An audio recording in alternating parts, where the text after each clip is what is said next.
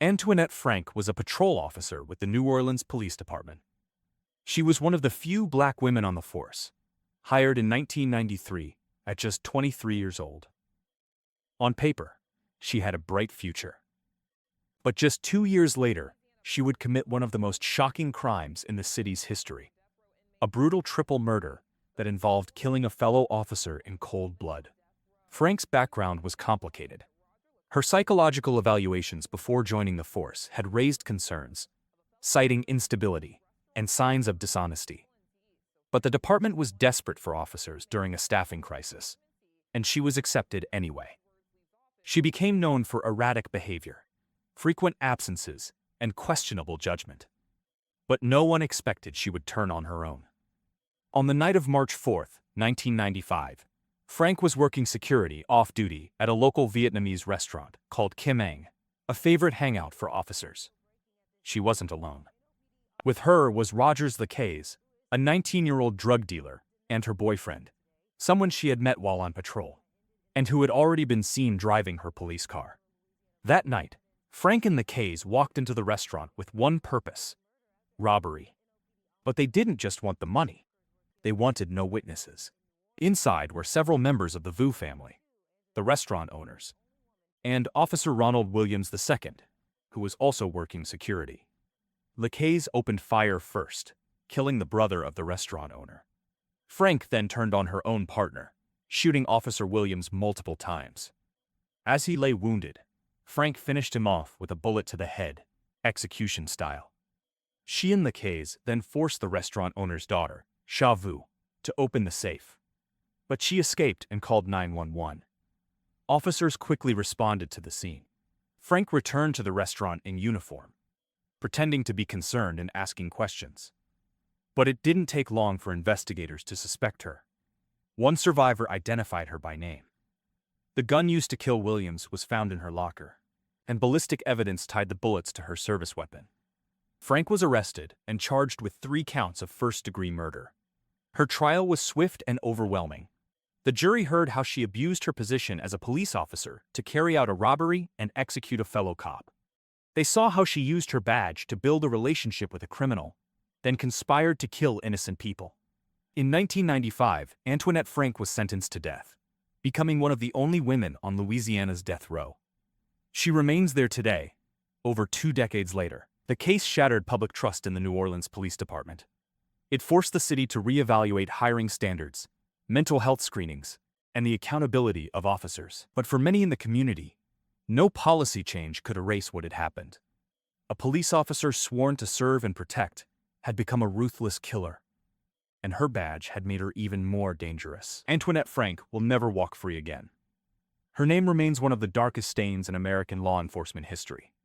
A chilling reminder of what happens when power is given to the wrong hands, and no one is watching. Alfreda Fluker had served for nearly 2 decades with the Birmingham Police Department in Alabama.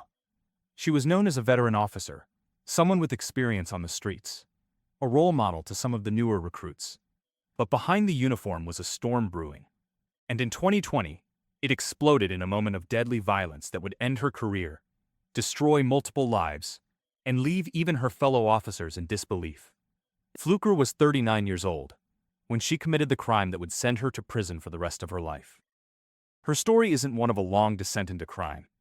It was quick, impulsive, and fueled by jealousy, rage, and betrayal.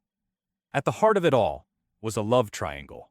Fluker had been in an on-again, off-again romantic relationship with another Birmingham police detective, a man named Mario Addison. The two had shared a complicated and at times turbulent connection. But Fluker had always assumed that if they weren't together now, they eventually would be. Then, everything changed. She discovered Addison was seeing someone else, Kenesha Nicole Fuller, a woman outside of law enforcement. And worse, the two were spotted in a police car together, late at night. That detail was too much for Fluker to accept. On April 10, 2020, just before midnight, Fluker tracked them down using her department-issued vehicle. When she saw the two parked in the car, she approached, not to talk, but to kill. She fired multiple shots into the vehicle. Fluker was hit several times and critically wounded. Addison managed to escape and call for help. But it was too late for Kenesha Fuller. She died hours later from her injuries. The city of Birmingham woke up to a scandal that felt impossible. A 15-year veteran officer had murdered an unarmed woman using her department-issued gun while off-duty over a romantic dispute. Fluker didn't flee. She was arrested quickly and charged with capital murder. In court, prosecutors described the act as a targeted execution motivated by jealousy. The defense did not deny she pulled the trigger, but attempted to argue emotional distress. But the jury didn't buy it. In 2022, Fluker was convicted and sentenced to life in prison without the possibility of parole. She is currently serving her sentence in an Alabama women's facility. For the Birmingham Police Department, it was a moment of reckoning, not just for allowing a personal relationship to spiral into tragedy, but for failing to intervene earlier. Colleagues later admitted they had noticed Fluker acting erratically in the weeks before the shooting. But no one thought it would go this far. The death of Kenesha Fuller was a tragedy that didn't have to happen. Alfreda Fluker had power, a career, a future. She had worn the badge for over 15 years. But in one moment of uncontrolled rage, she became the very thing she was supposed to protect others from. Now, she'll spend the rest of her life behind bars. A former officer whose name is remembered not for service, but for murder. Stephanie Lazarus was a respected detective in the LAPD. For over 2 decades, she worked in art theft, burglary, and internal investigations. To colleagues, she was sharp, loyal, and deeply committed to the job. But there was one thing even her badge couldn't erase. A secret from her past. A murder she committed before she ever made detective. And for 23 years, she got away with it. The year was 1986. Lazarus was 25 years old, fresh out of the police academy. She had recently broken up with her college boyfriend, John Rutan, and was still obsessed with him. She even showed up unannounced at his home, sometimes cried to friends about him, and had trouble letting go.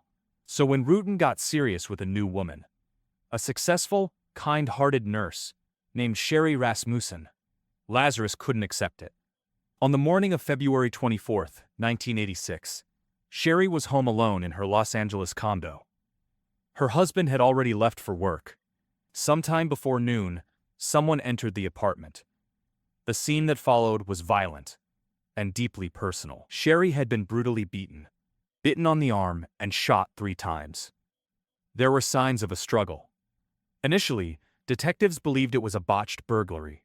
The TV had been pulled from the wall, some drawers were open, and there were signs of forced entry. But many things didn't add up. Sherry's jewelry was untouched. Valuables were still in place. And most importantly, the level of violence suggested rage, not theft. Still, with few leads and no witnesses, the case went cold. Over the years, Lazarus continued to climb the ranks. She investigated crimes. She reviewed internal conduct, all while hiding one of the most serious offenses imaginable: the murder of her ex-boyfriend's new wife. Then, in 2009, everything changed. A cold case unit reopened the Rasmussen file. Forensics had advanced, and DNA from a bite mark on Sherry's arm collected in 1986 could now be tested. The results came back. It was a female. That alone flipped the entire theory. And Lazarus was suddenly on the radar. Quietly, detectives began investigating her without raising suspicion. They followed her. They obtained a discarded drink can from her trash. And when they tested the DNA, it was a match. The cop who had helped solve dozens of cases had committed one of her own. Stephanie Lazarus was arrested in 2009.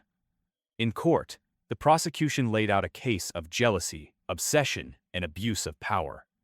They argued that Lazarus had used her training and tactical knowledge to kill Sherry and stage a fake break-in. The bite mark, a final act of rage, became the key evidence. In 2012, Lazarus was convicted of first-degree murder and sentenced to 27 years to life in prison. She is currently incarcerated at the California Institution for Women. The case shook the LAPD to its core. How could one of their own, someone who investigated other officers, have gotten away with murder for more than 2 decades? And worse, had they missed it on purpose? Some officers later admitted they remembered Lazarus being emotionally unstable during that time. Others said there were rumors, suspicions, but nothing was ever reported. Some files even went missing. The Stephanie Lazarus case became a national headline, not just for the murder, but for what it revealed about loyalty, silence, and blind trust inside police departments. She wore the badge. She enforced the law. And yet she had killed out of jealousy and rage, and fooled everyone for years. Today, her name is not remembered for her time as a detective, but as a murderer who lived among the ranks of those sworn to protect. Lori Bembenek was just 22 when she joined the Milwaukee Police Department in 1980. A tall, striking brunette with a college education and feminist views, she didn't quite fit the mold of the average rookie cop. And from the very beginning, she clashed with the department's old-school culture. But no one could have predicted that just a year later, she would be at the center of one of the most controversial and sensational murder cases in Wisconsin history. Her story would spiral into a media circus, a prison escape, and a question that lingers to this day. Was she a cold-blooded killer, or the victim of a corrupt system?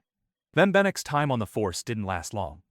After filing complaints about sexism and misconduct within the department, she was fired in 1980, officially for filing a false report, though she believed it was retaliation for speaking out. Around the same time, she began a relationship with Fred Schultz, a fellow Milwaukee officer who had recently separated from his wife, Christine Schultz.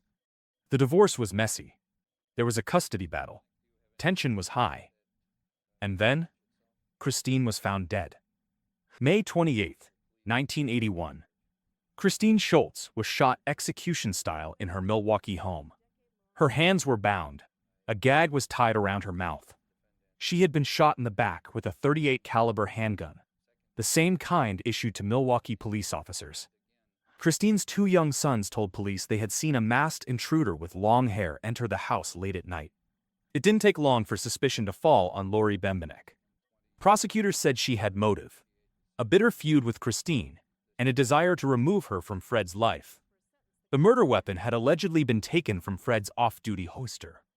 And evidence was piling up. A green jogging suit similar to one spotted by a neighbor, hair found at the scene, and damning testimony from jailhouse informants. Bembenek was arrested and charged with first-degree murder. She maintained her innocence throughout the trial.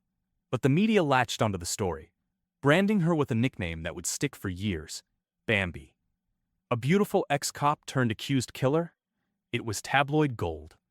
In 1982, Lori Bembenek was convicted and sentenced to life in prison. But that was only the beginning of the saga. In 1990, after serving 8 years, Bembenek escaped from prison with the help of her fiancé and went on the run. The couple made it all the way to Canada, where she was caught 2 months later, sparking an international spectacle. Her prison break only fueled her legend. She had become a symbol of rebellion, of injustice, and to some, of being wrongfully convicted. Supporters rallied around her. "Run, Bambi, run," became a national catchphrase. The case was re-examined. New evidence was introduced. Key witnesses recanted. In 1992, Bembenek was offered a plea deal. She pled guilty to second-degree murder and was released on time served. But her life never truly recovered. She battled health problems, depression, and years of media scrutiny. She moved around the country, largely staying out of the spotlight. In 2010, she died from liver failure at just 52 years old. To this day, Lori Bembenek's guilt remains a subject of debate. Some see her as a dangerous woman who manipulated the system and killed out of jealousy. Others view her as a victim, framed by a corrupt police department that wanted to silence a whistleblower. What's certain is that her case exposed the fractures in the justice system. How public image, media influence, and flawed investigations can collide to shape someone's fate. Whether she was a murderer or a martyr, Lori Bembenek's story is a haunting reminder. Sometimes, the truth isn't locked away in a prison cell. It's buried beneath years of doubt. Rita Mays didn't carry a gun. She didn't wear a badge. She didn't patrol the streets. She wore medical scrubs and walked the quiet halls of a Veterans Affairs hospital in Clarksburg, West Virginia. a place meant to heal America's heroes, a place of safety. But between 2017 and 2018, that facility became the hunting ground for one of the most disturbing killers in modern American history. A female nursing assistant, trusted to care for the sick and elderly, who secretly and methodically murdered at least 7 veterans. And her name was Rita Mays. May worked the overnight shift at the Louis A. Johnson VA Medical Center, assigned to caring for elderly patients in Ward 3A. She was quiet, seemingly unremarkable. But something dark was brewing beneath the surface. Patients began to die unexpectedly. Many of them were in recovery, stable, not near death. And yet, in the early morning hours, nurses would find them unresponsive. Families were devastated, but the deaths didn't seem suspicious at first. After all, they were older, already sick. But there was a pattern no one could ignore. Most of the deaths occurred during May's shifts. And more disturbingly, toxicology reports began to show lethal levels of insulin in the victims' bloodstreams, even though none of them were diabetic. The evidence was damning. Veterans in federal care had been injected with insulin they didn't need, and that insulin had killed them. In 2019, the VA launched a full investigation. They reviewed medical records, surveillance footage, staff schedules, and one name came up again and again: Rita Mays. When investigators confronted her, she confessed. One by one, she admitted to injecting patients with insulin, not out of mercy, not to end pain, but for reasons she never fully explained. Some believe it was a power complex. Others think it was frustration with her job, or resentment toward authority. But the truth is, she never gave a clear motive. In 2020, May was charged with 7 counts of second-degree murder and 1 count of assault with intent to commit murder. In court, she wept and apologized, but the families weren't moved. One by one, they stood before the judge and described the agony of losing their fathers, grandfathers, heroes who survived war only to be killed in a hospital bed by someone paid to protect them. The judge didn't hold back. He sentenced May to 7 consecutive life terms, plus 20 years. During sentencing, he called her actions evil, saying, "You are the monster that no one sees coming." The case shocked the nation, not just for the number of victims, but because it happened inside a federal hospital under the care of the U.S. government. It exposed devastating gaps in oversight at VA facilities and raised chilling questions about how many other cases like this have gone unnoticed. Rita Mays will never walk free again. She now lives behind bars, stripped of the medical uniform she once wore. But the families she left behind, the men she murdered, will never get justice beyond knowing she can't harm anyone else. This wasn't a crime of passion or greed. It was cold, repetitive, hidden in plain sight. And it came from someone whose job was to heal, not kill. Leah Michelle Day wasn't a police officer or a corrections officer. But what landed her in prison for life was a direct, violent, and deliberate attack on one. She was just 21 years old when she made a decision that would permanently change and endanger the lives of multiple people. A choice so sudden, so brutal, that it stunned law enforcement officers across the country. And it all started with a crash. It was April 2021 in St. Lucie County, Florida, a quiet area along the East Coast. Day had crashed her car into a barrier along a local road. Deputies from the St. Lucie County Sheriff's Office were dispatched to the scene, treating it as a routine call. Check for injuries, assess damages, write the report. But what happened next would turn that routine traffic response into a life-or-death situation. As one of the deputies approached the vehicle to speak with Day, she calmly stepped out of the car. Then, without warning, she lunged at him with a knife. The attack was swift and targeted. She stabbed the deputy directly in the neck, severing major arteries and causing critical injuries. He collapsed to the ground, bleeding profusely. Witnesses described the moment as chaotic. Backup officers arrived within minutes and subdued Day before she could do more harm. The deputy, whose name was not publicly released at the time for safety reasons, barely survived. He underwent emergency surgery and was placed in intensive care. His injuries were life-altering. Doctors said if help had arrived seconds later, he would have died on the scene. As for Leah Day, there was no mental breakdown, no history of psychiatric illness presented in court. Prosecutors painted her actions as intentional and premeditated. They argued she had been carrying the weapon for that purpose, and that the crash may have even been staged to lure in a victim. In court, Day showed little emotion. She did not deny the stabbing, but she offered no explanation. The courtroom was packed with law enforcement officers from across the region, many wearing uniforms in silent solidarity with their injured colleague. Some wept as the body cam footage was played, capturing the moment of the attack and the desperate pleas of officers trying to save one of their own. In 2022, Day was found guilty of attempted first-degree murder of a law enforcement officer. The judge, calling her a clear and ongoing threat to public safety, sentenced her to life in prison without the possibility of parole.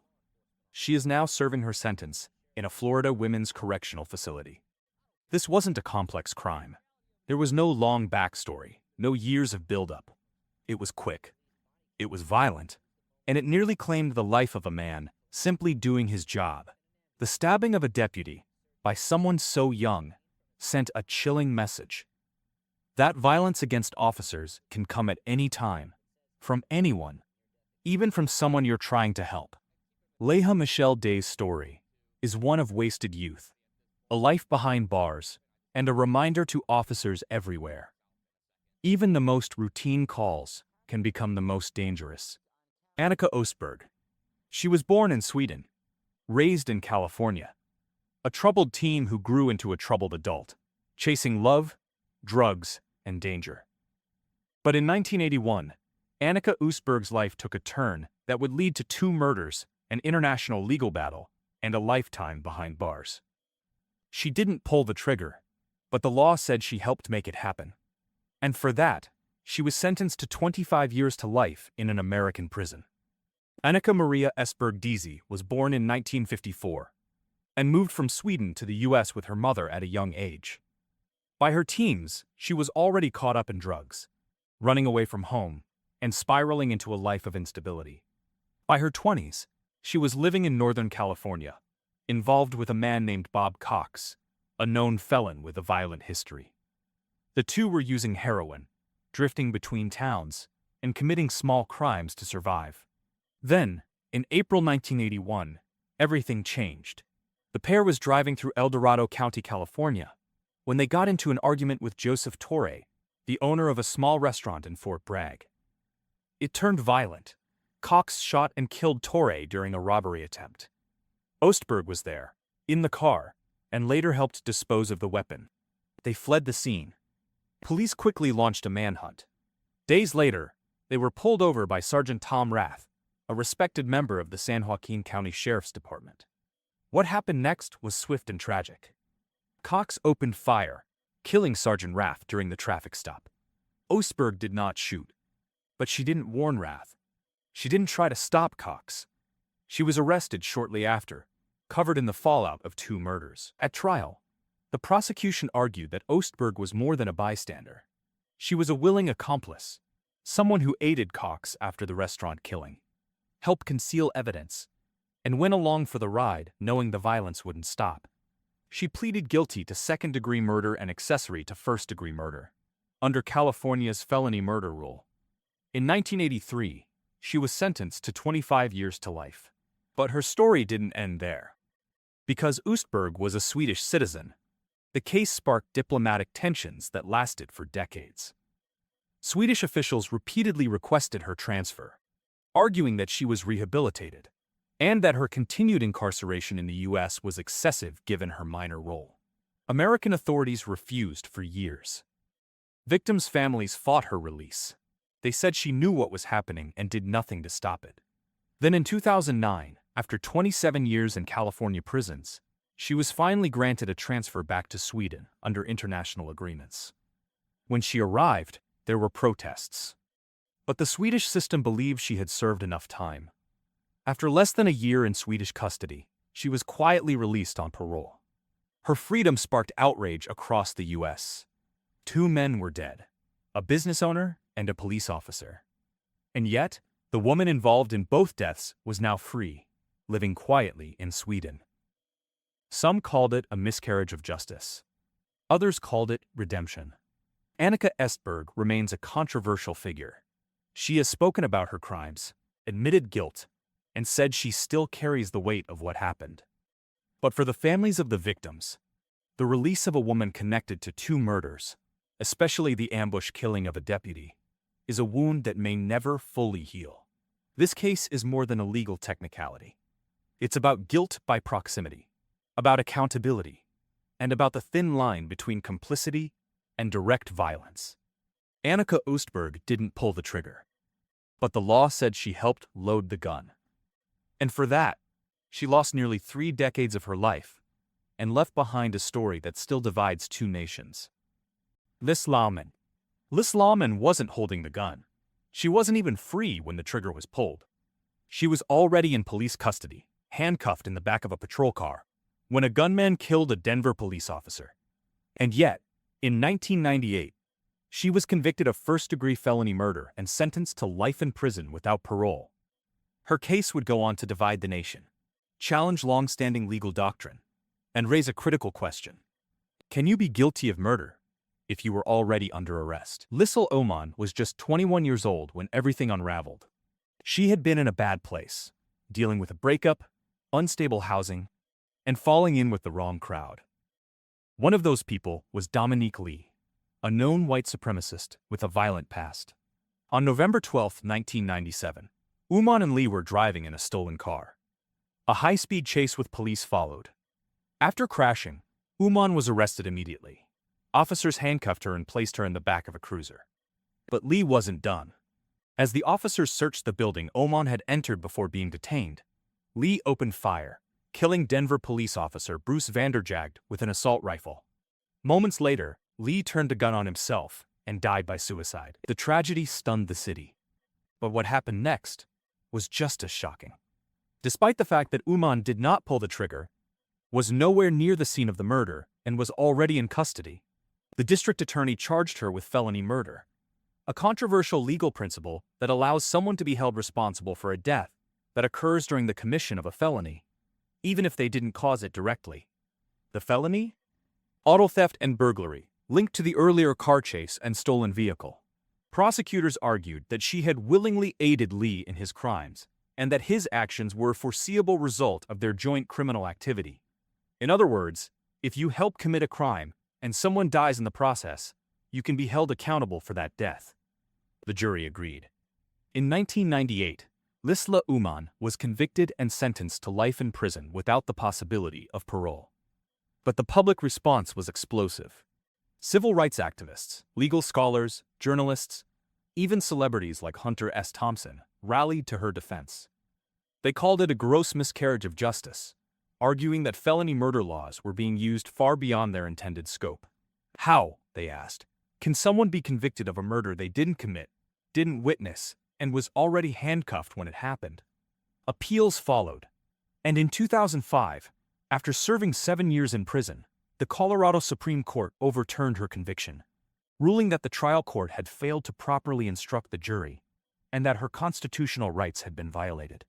Rather than retry her for murder, prosecutors struck a plea deal. Oman pleaded guilty to second-degree burglary and was sentenced to time served. She walked free. Today, Liesl Uman lives a quiet life. She rarely speaks to the media. But her case continues to be studied in law schools and debated by legal scholars as a landmark example of the controversial reach of felony murder laws. Supporters say she was a scapegoat, someone the system needed to punish in the wake of a cop's death. Critics argue she made her bed by associating with a dangerous man and helping him commit crimes. What's clear is that she didn't kill anyone. But in the eyes of the law, for a time, that didn't matter. Liesl Uman's story is more than a courtroom drama. It's about how guilt is defined, how far the law can stretch, and what happens when tragedy and justice collide. And in her case, justice didn't come quietly. Erin Sharma wasn't a beat cop or a detective. She didn't work the streets or patrol a neighborhood. She worked inside a federal prison, the United States Penitentiary in Coleman, Florida, one of the most secure facilities in the country. Her job was to supervise inmates, maintain order, ensure safety. But in 2005, Sharma abused her power in a way that was deliberate, calculated, and ultimately fatal. And for that, she's now serving a life sentence without the possibility of parole. Sharma's story is chilling, not because of a sudden act of violence, but because of the cold, premeditated way she orchestrated the death of a man in custody. That man was Richard Delano, a 44-year-old inmate serving time for drug-related offenses. Delano was difficult, known for being confrontational, sometimes disrespectful, especially toward staff.